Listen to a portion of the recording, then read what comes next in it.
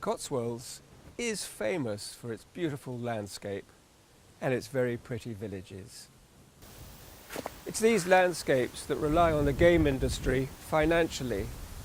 In the 1970s and 1980s, forests were planted so that the birds and the deer could thrive, living in their natural conditions as opposed to being reared on a farm.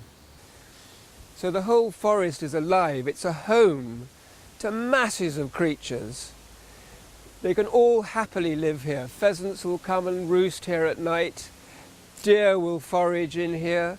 There'll be squirrels. There'll be all sorts of ground game, all living and surviving in this wood. Of course, there are no longer predators in the forests and woods. We've done away with bears and wolves. So now we need trained and skilled gamekeepers to look after the population of birds and deer and keep our ecosystem thriving. This is why I set up the Cotswold Game and Meat Company, to support the very best practices in every area of the process. My father, he was the one who taught me everything I know. Everything had to be just so. I had to redo birds because they weren't up to standard. Everything was singed, the legs were tied. Hello, my name's Roger Hicks. I've known Chris for over 10 years. I've been trading in this new premises for approximately 2 years, which is fully EU registered. We have a meat inspector on site, veterinary inspections on top.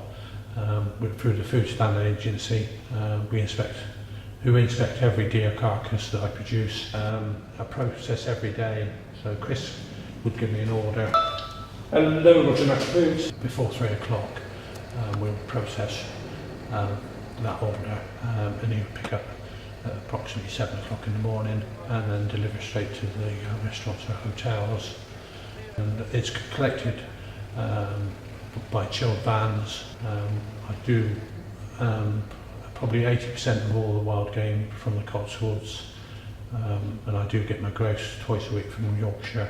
We started getting wild boar from the Forest of Dean, which are spreading out. They do need to be culled hard to maintain the population, and that's why we need a state-of-the-art premises to be able to supply the top end of the market. Chris also is very good at sourcing different types of meat, particularly well-produced lamb, beef. We've had some very good lamb from him recently, and keep up the good work, Chris.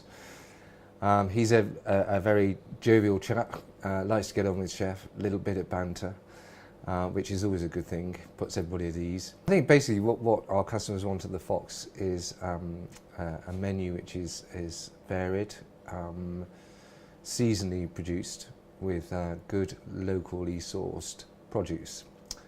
I think that's where Chris comes into his own. He's a local man, he's just down the road.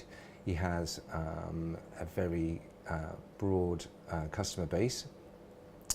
He knows what's happening in the other food restaurants, pubs in the area, and you know, obviously has a lot of local knowledge. It's not just a question of being able to get hold of the stuff when it's absolutely fresh, but it's also what you do with it.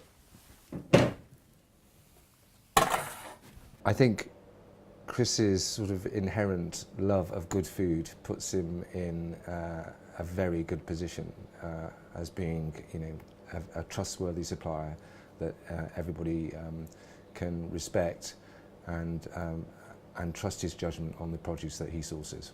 So that's me, that's what we do. For all orders, large or small, I'm here to speak to you if you call. For all mail order deliveries, you can order directly online through our website. Thank you.